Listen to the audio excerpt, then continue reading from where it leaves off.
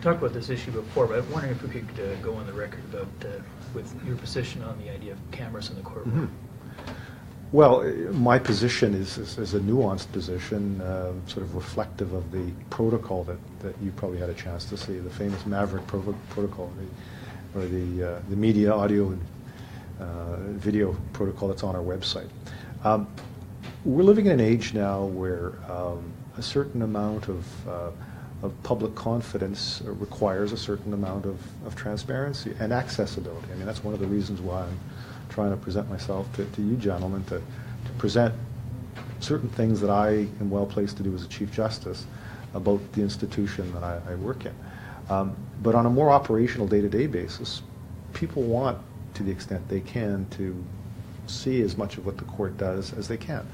Now, if they want complete access, the easiest thing for them to do is come down and watch a case, because in most cases, even I would say in all cases, it's complete categorical public access. There may be moments in time that certain parts of a trial can't be publicized or televised, but it's generally speaking public access. Cameras in the courtroom is something that certainly has evolved to, as a subject, has evolved to the point where now there will be, in those permissible and appropriate cases, access by the media with either video or audio equipment. When I say my position is a nuanced one, it's nuanced because when you look at the protocol, you see certain parameters that are fixed, which reflect, I think, ways to accommodate the media's desire and the public's desire, presumably, to have some of this access that comes with cameras in the courtroom, but at the same time protects against those things that might compromise the integrity of the process. So we're a long way from having cameras in the courtroom, for example, covering criminal trials.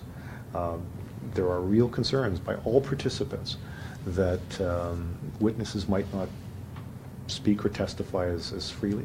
Certain members of the bar, the judges, or others might not feel secure. Certain aspects of an accurate result might be in some way tarnished. So those are issues that we'll have to deal with if we ever, at some point in time, want to see trials televised. But sentencings by judges and other meaningful events might be televised or at least transmitted in some way. All of that will be guided by sort of the parameters that you'll find in the Maverick protocol. All that's left now is for the media to make these applications, and I appreciate some applications have been made, but I think there's a greater clarity now about what those parameters are. I can never guarantee you a result, because it's always going to be within the discretion of the judge, but I can tell you judges are now more alert to and sensitive to the availability of the protocol to help them guide what it is they may decide to do. At the end of the day, if they determine that more access is required, then that'll trump the protocol, and that would be rooted obviously in some charter argument. But right now, the good news for the media is you can make applications, and in certain circumstances, certain types of cases where the nature of the case and the scope of the coverage is consistent with the integrity of the process, you'll have a shot at getting it televised. It's always, of course, subject to the discretion of the given judge. So.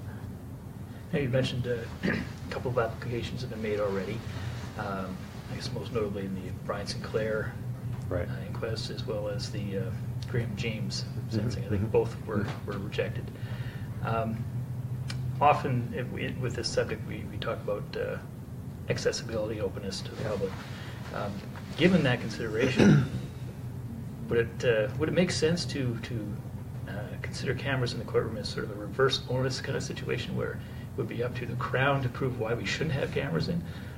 But I mean, there is certainly a principle that's called the open court principle. That's a presumption.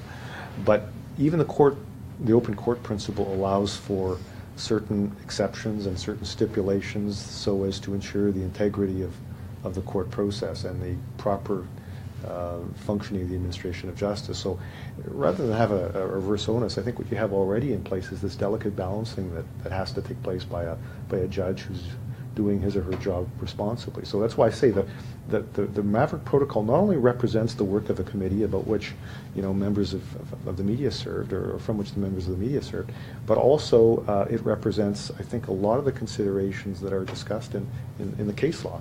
So I think you're getting that now. I think if applications are made, you're going to get, at the very least, a very considered as I think you did in the cases that you mentioned, and the results might have been disappointing to the media. I appreciate that, but I think you're going to get very, very rigorously considered reasons from the judge for or against access with cameras. But it's important, I think, that the media understand, though, that the protocol is there, and if you look at it, it's pretty nuanced, and that doesn't mean you can't push it a bit. I mean, it'll be up to the judge. But the good news is there is this new form of access that you can attempt to get, and in those circumstances where it's appropriate, you'll get that stipulated access.